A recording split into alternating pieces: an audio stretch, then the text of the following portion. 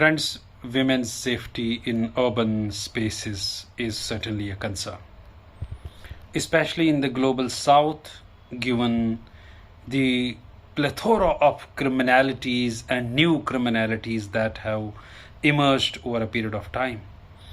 And especially in the post COVID era, when we are rather assessing those insecurities, we need to take into account the concept of inclusion, justice, and security as three indicators that literally make what?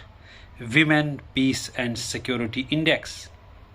And globally, this time it is UAE, the safest country for women, given these three inclusions, as I talked about.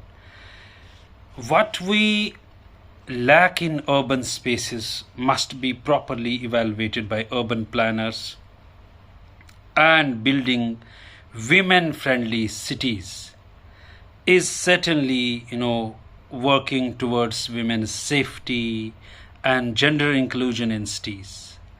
Friends, it's already a global agenda, I must say, an SDG target, and besides the new urban agenda, work is being done in this regard, but still it's a far cry. We need to enhance our efforts to make cities safer, and be it controlling crime or taking into consideration the urban designing, urban planning, or designing safer cities for women. Means what? Means security for women at the societal level, at the domestic level, at the workplace.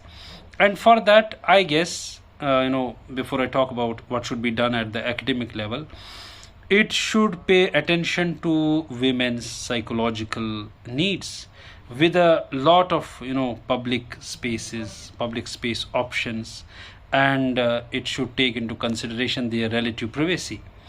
It should also take into account the public space design of people's social interaction, and we should certainly need urban landscape designing for women, for safe cities.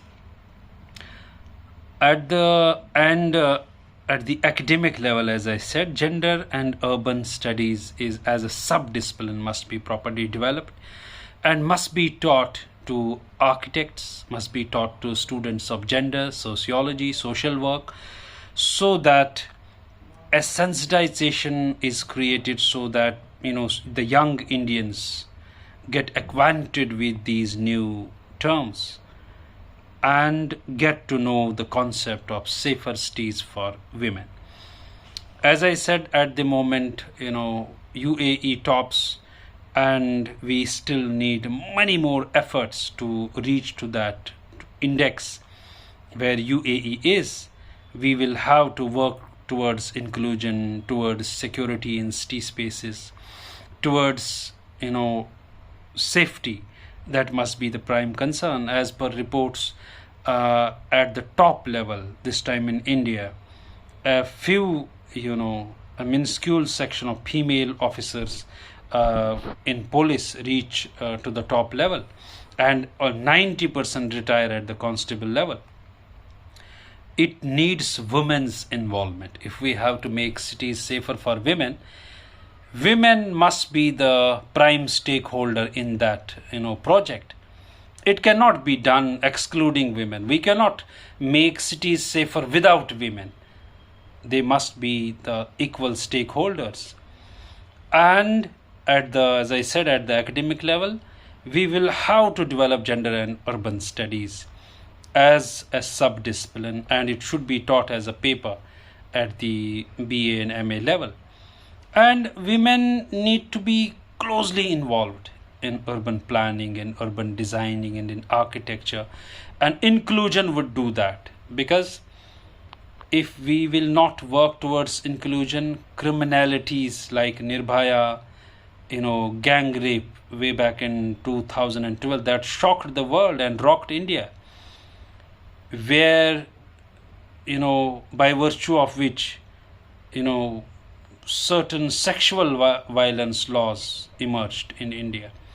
But that should not be the end of the story. We should keep working towards making cities safer, and better planning, better urban designing, creating better urban spaces, and creating those spaces in collaboration with women's agency is something that we need to do at the moment.